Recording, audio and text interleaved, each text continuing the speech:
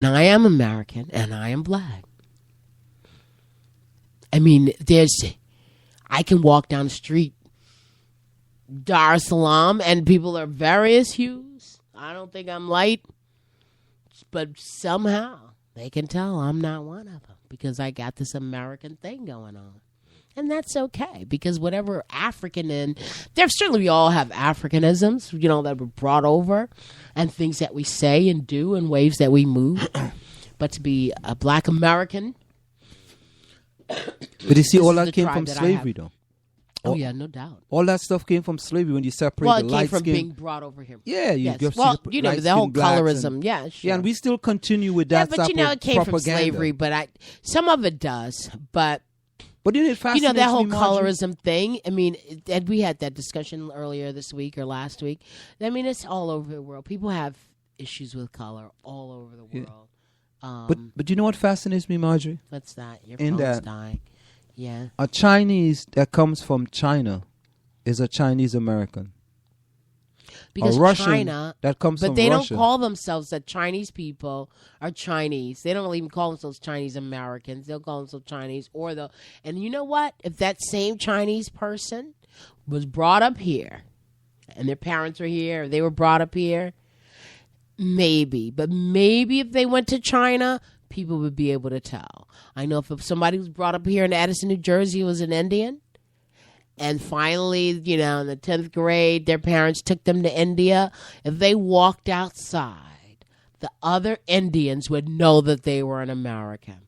Oh, that happens all over. If I go to Trinidad and Tobago, and you don't even have to open your mouth. They know that I haven't been there for a long time. Mm-hmm. They could just look at me and tell. That's right. Because you just look different. Yes, you got that American swag thing going on. Yeah, and then if you open your mouth, then they definitely can tell. They were like, "Oh man, he haven't been." you a Yankee now. That's what they say. Yeah. You're so a Yankee. I mean, it's just the way it is. I mean, so that's why just say that. Listen. I mean, I married an African and divorced one, and I've spent much time, and I love being there. But I'm not going to say I'm African. I'm a black American. That's all there is to it.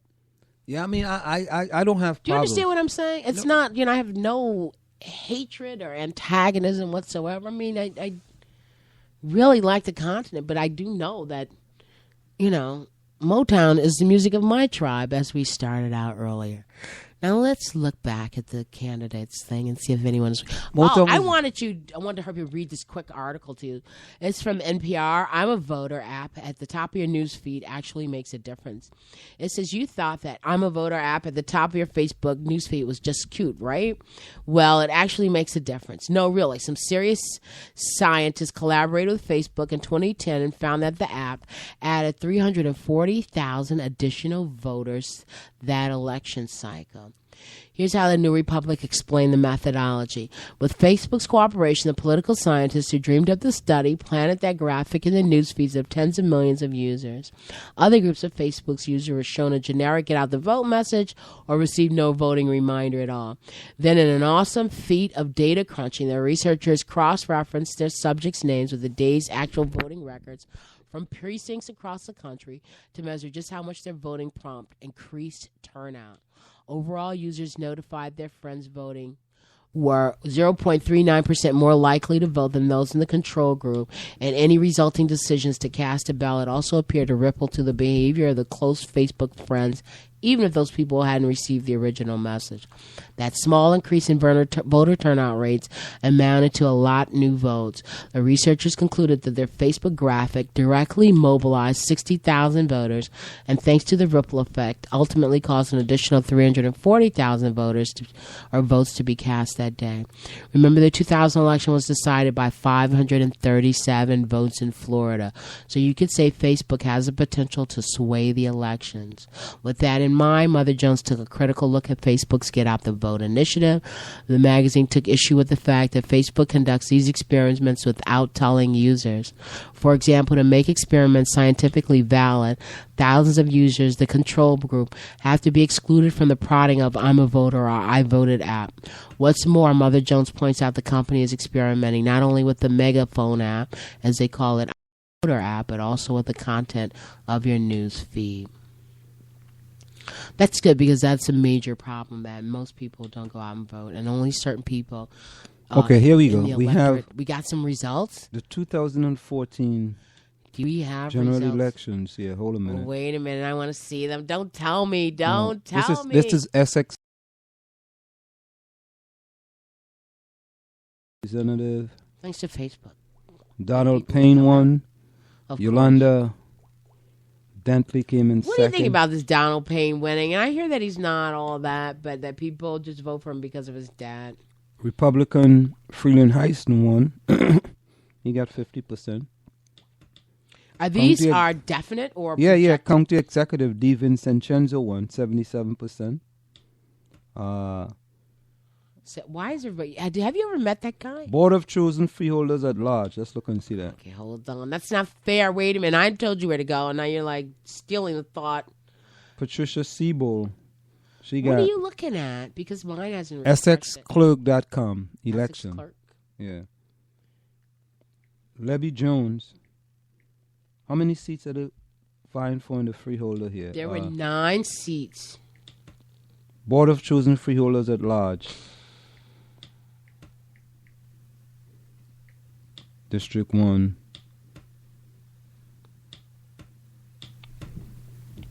Gary Jones got 344 votes. He actually came in second. Wayne Richardson won. Gary Jones came in second. So what does that mean? Out of 4 candidates. We got 3. The first guy got 12,000. Your page look like that?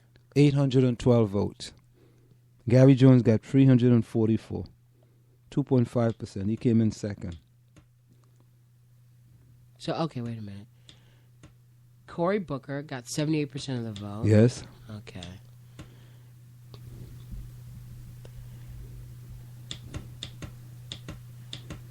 House of Reps.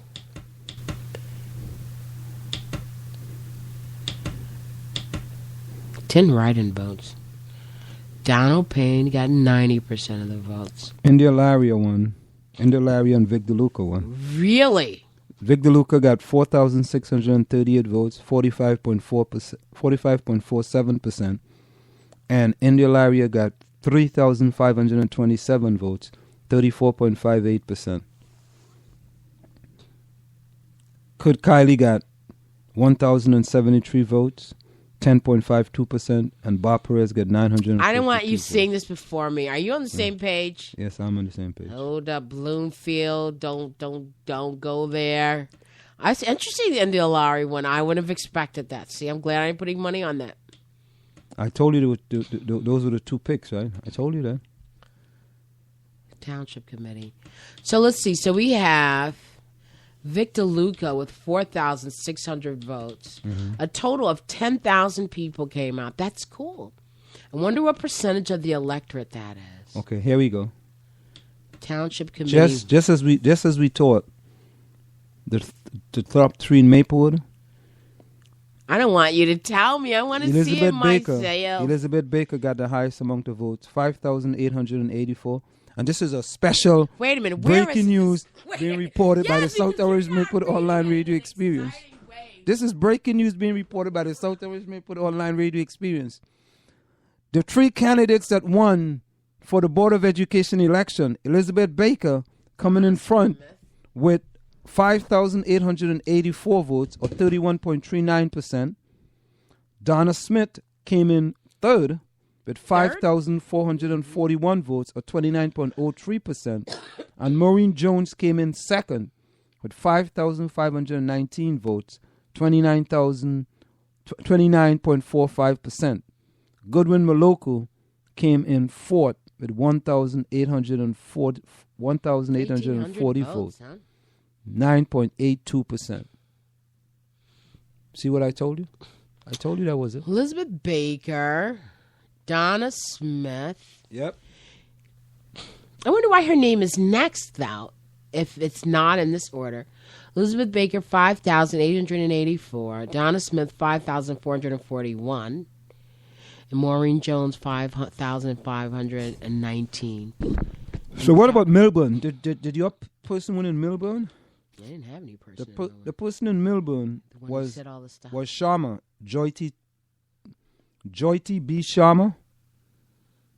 I don't know how many positions it was, but Joy T B. Sharma finished in. The last one. 4, so 5, we got Gray at 19. Truitt.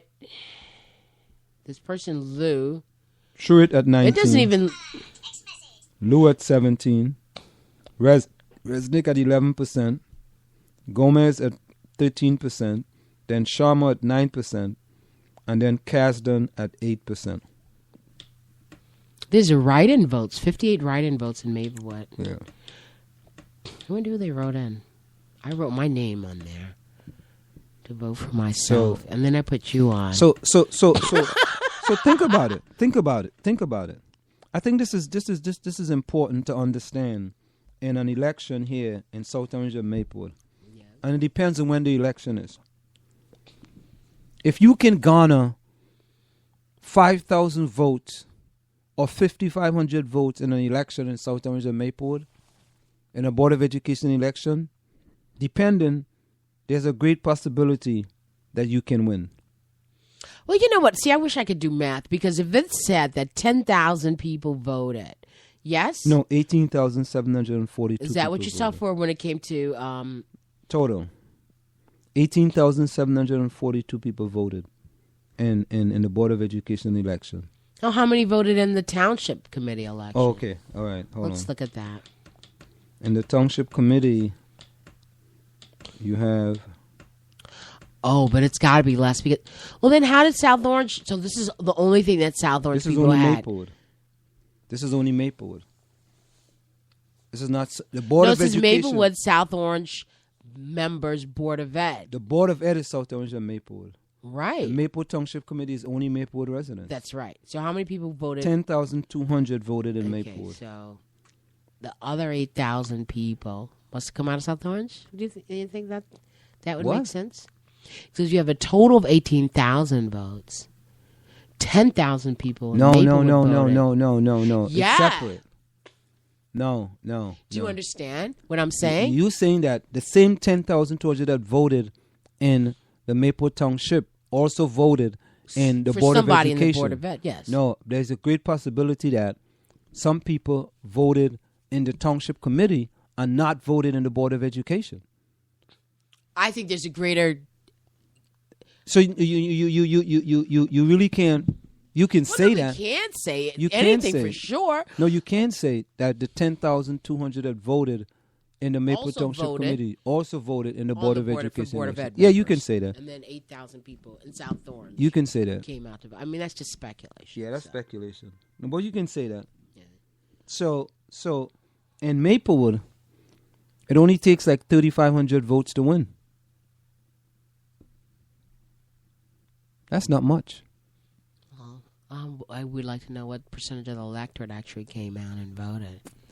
Well, if you say 10,200, and there is how many residents in Maplewood? About last time we checked, it was like about, was it 18,000? Was it 18,000? What does this mean? Maybe with South Orange members, 29 over 33, 87.88%. What's that mean? Undervotes. Overvotes.